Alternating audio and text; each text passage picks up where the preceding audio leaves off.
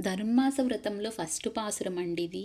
గోదామాత స్వయంగా అమ్మవారి నోటి నుండే వచ్చిన పాసురాలివి. అమ్మవారు శ్రీవిల్లిపుత్తూరులో జన్మించారు. అర్చాస్వరూపంగా ఉన్నటువంటి స్వామివారు అంటే విగ్రహ రూపంలో ఉన్నటువంటి రంగనాథ స్వామి వారిని పొందడానికి అమ్మవారు ఈ పాసురాల్ని అందించారు. మనం కూడా భగవంతుని చేరుకోవడానికి ఒక మార్గము అమ్మవారు మనకు అందించారు. అమ్మవారు గోపికలతో కలిసి ఈ పూజను స్టార్ట్ చేశారు. ఇలా చెప్తున్నారు అమ్మవారు. లక్ష్మీనారాయణని పూజ చేసి పూజ స్టార్ట్ చేశారట. మంచి రోజులు వచ్చాయి, భగవంతుని ప్రార్థించాలి అని చెప్తున్నారు అమ్మవారు. ఏ పూజ అయితే మనం చేసే ముందు ఒక సంకల్పం పెట్టుకుని చేస్తామో అలాంటి రోజులు వచ్చాయి, స్నానం చేయడానికి రండమ్మా అని చెప్తున్నారు.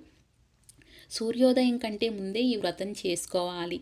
శరీర శుద్ధి, ఆత్మశుద్ధి కలుగుతుంది అని చెప్తున్నారు అమ్మవారు. మనకి ఇంకా గొప్ప గొప్ప సంపదలు కలుగుతాయి అని ఫస్ట్ పాసురంలో అర్థం వచ్చే విధంగా చెప్తున్నారు. అమ్మవారు చెప్తున్నారు, గోదామాత యశోదామాత దగ్గర శ్రీకృష్ణ భగవానుడు ఎలా అయితే ఒక సింహం పిల్లలాగా ఒదిగి ఉంటారో నందుని దగ్గర చాలా అణుకువగా ఉంటారని చెప్తున్నారు. మనం ఒక మంచి సంకల్పంతో ఏ పనైనా మొదలు పెడితే స్వామివారే ముందుకు నడిపిస్తారు అని చెప్తున్నారు. మనం ఏదైనా దృఢ సంకల్పం పెట్టుకున్నప్పుడు చేయాలి అని, ఆ పూజ చేసుకోవాలి అనుకున్నప్పుడు భగవంతుడే మనకి ముందుకు మార్గం చూపిస్తారు అని చెప్తున్నారు. అమ్మవారు శ్రీవిల్లిపుత్తూరులో జన్మించారు. ద్రవిడ భాషలో ఈ శ్లోకాలను రచించారు.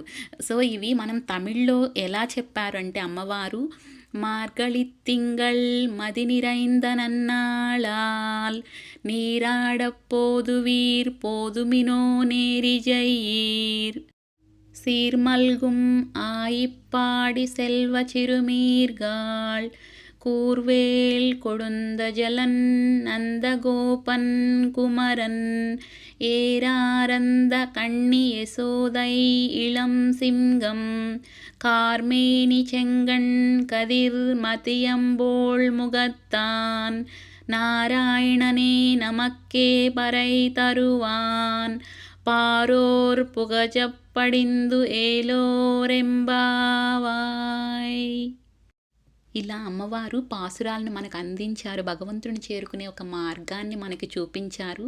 తెల్లవారుజాముని నిద్రలేచి పూజ చేసుకుని మంగళహారతులతోటి అమ్మవారి ముందు మనం పాసురాలని రోజుకొక పాసురం చదువుకోవాలండి. స్వామివారి ముందు, అమ్మవారి ముందు ఒక్కొక్క పాసురం అర్థం తెలుసుకుంటూ ఉంటే నెక్స్ట్ డే పాసురంలో ఏం అర్థం ఉంటుందో తెలుసుకోవాలి అనిపిస్తూ ఉంటుంది మనకి. చాలా గొప్పగా చెప్పారండి. చాలా బాగా అనిపిస్తూ ఉంటుంది. మనకే భగవంతుడిని చేరుకోవడానికి ఒక మంచి మార్గం దొరికింది అనిపిస్తూ ఉంటుందండి. Thanks for